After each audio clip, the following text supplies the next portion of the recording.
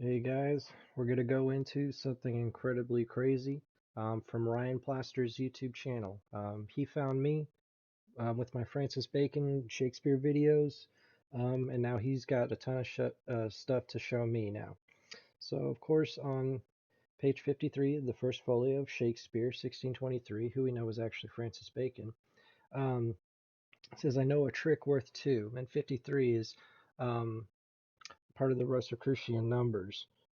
See, it's part of the first part of King Henry IV. That's where page 53 is.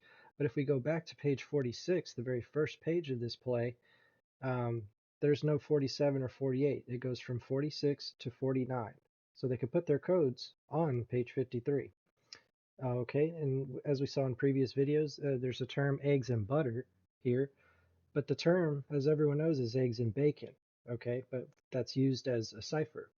So um, he noticed that if you put a straight line through it, it goes to Bacon right here, also on page 53.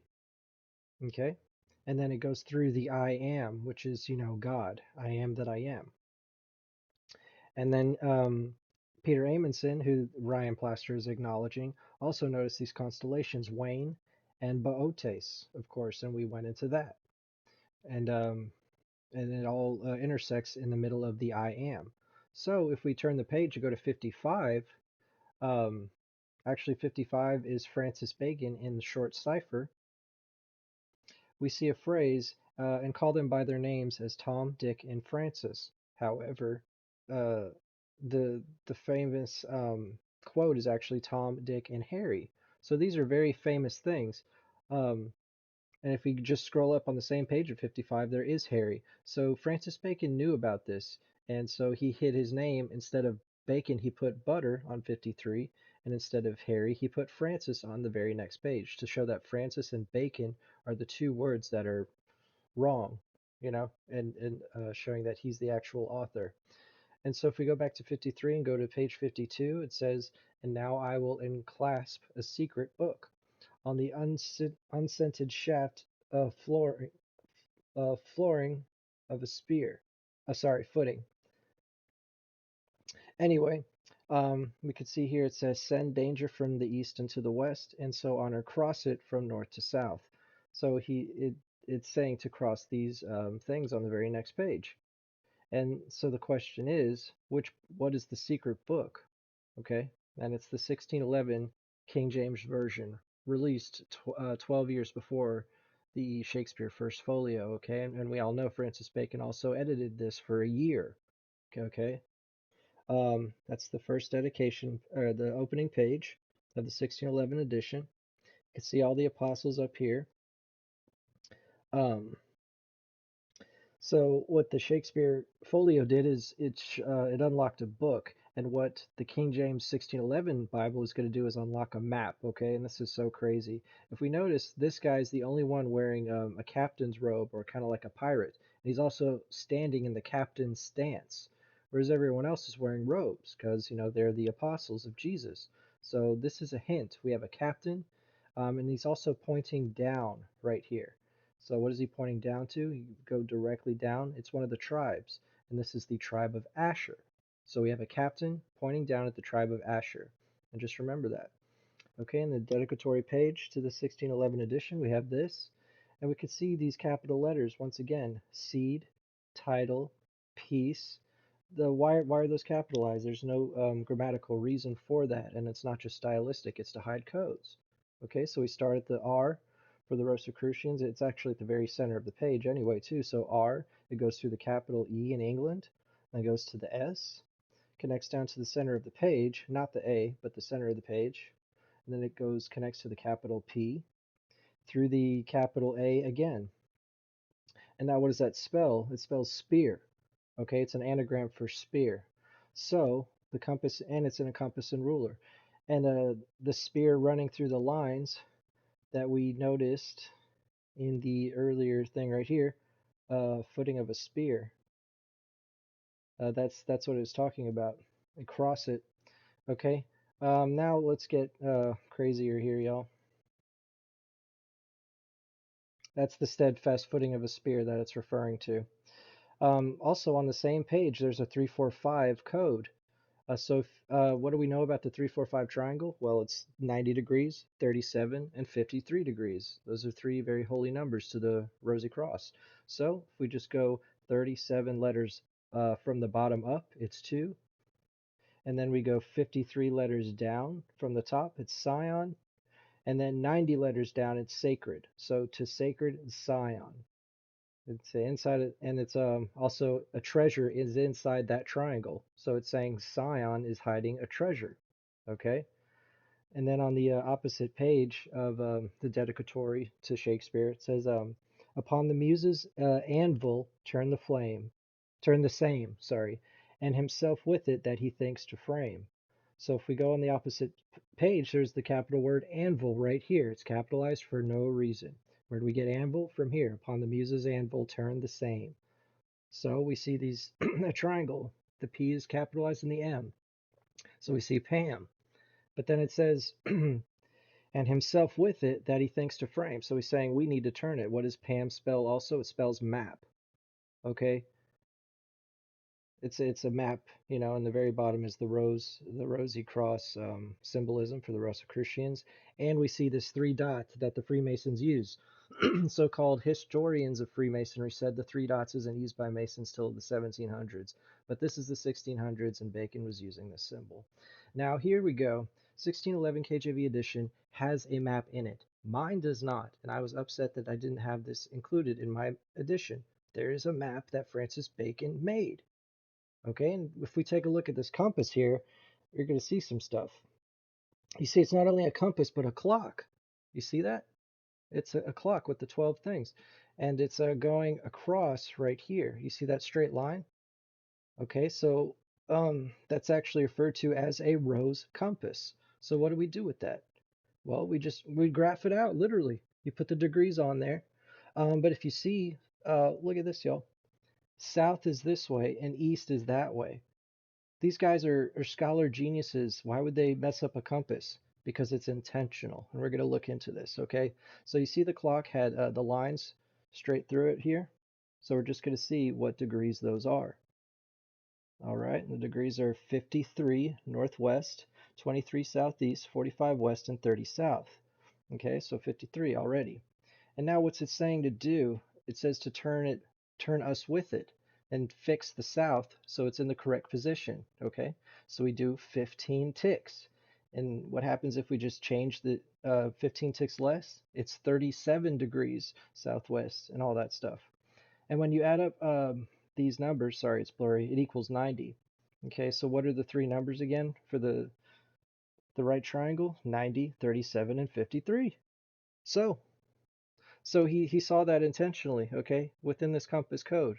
And so all he did was put in 30 degrees north, as 53 is the landmark, and then 90 degrees west. And where did he found a city in America called ASHER, Arkansas, and he actually lives in Arkansas. And Arkansas is the only state in America to have the word ark in it. So the tribe of ASHER, the pirate was pointing to the tribe of ASHER, which signifies the city of ASHER on this map, okay? Um, all right. Why Asher? In Genesis 49:26, out of Asher shall be fat, and shall yield royal dainties, or treasure. So literally it says out of Asher is the treasure, and Francis Bacon is hiding this treasure. And if we look on the map, there's Asher right there, next to a river. Okay, it says Miriam right here on that dot, but if we look up Maria, sorry, not Miriam, Maria, it says it's a river. Okay, but in Joshua 13 and 4, it says Mara, Joshua 13:4, is a cave. So Mara, the name in Hebrew, means cave. However, Francis Bacon called it a river to hide the fact that it is actually a cave right there at this dot. It's a cave, not a river. Okay, sorry if I'm going fast, y'all. Um, so yeah, every time the word is translated in the English as cave, but that's the one time in the whole Bible in the book of Joshua that it's translated as Maria, or the cave, instead of just cave. All right, and now here's the thing. This guy actually went to this location, y'all. I'm not saying he found the Ark of the Covenant, but he did find a cave, and it's really trippy. And he found the letter G. He found leg bones. He found a shovel head. Um, And he found some beams and a plank. Um, I found a carved out eye, and it's basically an aerial map of his location. And on this KJV map, it says there's a map of Jerusalem, and right under it says CAVE, cave. Okay, so this isn't really Jerusalem. This is the location in Arkansas. And he says if you're an aerial view, it looks almost exactly like this. Okay, if you were a bird. And here's the thing, John Speed is a guy who created aerial view maps in the 1880s, right? Or 1580s, confuse me. I'm confusing y'all, sorry. But anyway, aerial view maps were created by John Speed right here, and it says he helped make this map. And this is literally an aerial view of ASHER, Arkansas. Okay, this is very serious stuff. No one's noticed this. And if you look at the index right here, it has letters A through Z, and then numbers. But you can see the numbers 1, 2, and 5 are missing. 1 plus 2 is 3, plus 5 is 53, the Rosicrucian numbers. Okay, and if you see 13, it says Ark in Sion. Okay, but ARK is usually spelled ARKE. However, they spelled it RC to once again represent the Rosicrucians. Okay, and then you can see the 3 is right here for the number 3, what it was referring to. They say 3 is actually the Golden Gate, but we don't have a 2. But if you look at it, there's the 2 right here. That's the 2, that's the 3. Why isn't 2 labeled? Because that's the RC's tomb. That's that's the Ark of the Covenant, y'all. That's something's hidden there. If we could see all these Freemason signs, we have the all-seeing eye, the Ark. That's the world, 3, 4, 5 triangle next to a 7 right here, and then of course the tomb on the bottom with the shovel. And then the G in the middle with the book, with the compass and ruler, where we found this stuff. Here's another one, all-seeing eye, the keystone on top right here. It's important. A lot of men building something on a mountain, which is the ASHER, Arkansas. The book with the ruler and compass, the coffin again for RC's tomb, 345 triangle, Masonic handshake. There's another image, the all-seeing eye, of course, and then there's an opening with the missing keystone, and but it's on the right here. Missing keystone unlocks all these secrets. They're lowering the ark, but you have to dig to get it. Okay? And there's also, shovels and stuff. And once you dig, you get to his kingdom. There's another image of New Jerusalem, but there's a hidden building in the ground underneath it. Okay? Once again, here's a missing keystone right here, an open coffin, shovels everywhere. All this stuff is symbolic, and right when you dig through it, you get to the temple with the checkered floors and all that stuff.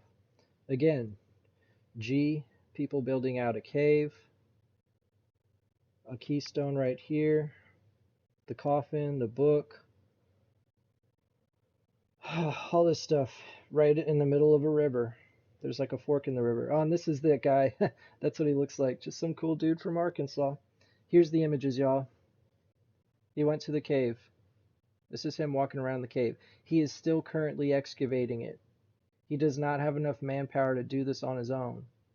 Okay, now when you zoom in, this is a rock formation here. They're obviously put on top of each other. That's not natural. If you zoom in, there's an eye right here, and that's not natural. That's the all-seeing eye. Okay? Again, it doesn't look like these other things. It looks like an eye. And here is the cave, y'all, and the shape of the missing keystone. This is not natural, y'all. And actually, right above it, you can see a G right here. See it? And then this is when you zoom in on it. It's like a kind of alchemy that they use to keep that permanent. They didn't carve it in there because that'd be too obvious. And look, it was just all full of mud when he found it. And there's the G, same thing. When you zoom out, but you zoom in, it's like perfectly right above it. And here's some holes in the cave right here, obviously for ventilation or something. He said the mud was up to here when he came to it. So he and his friend have been trying to excavate this thing. See, there's the cave with the G for the Freemasons. And also right near it is this like toilet looking thing. Here's a wall, and there's a hole right here for people literally to sit in, and you put a bucket under there if you're working long hours and stuff. And there's a wall behind it for privacy. Okay, so there's a toilet. All right, here's a picture of one of the shovels he found. It's on his phone. You just stick a piece of wood in there to make a shovel, and there's the leg bones he found, just like in those Freemason pictures, y'all. Sorry I had to speed through it. That was 130 pictures, but I hope you understand this is very important. You need to watch his channel. It's very, very, very important. It's something that no one knows except us, and this is once again hidden secrets that no one's talking about, but has something to do with everything. It ties in Francis Bacon, Shakespeare, the Ark of the Covenant, all the Freemason symbols. Bada bing, bada boom. Take it as you will. Later.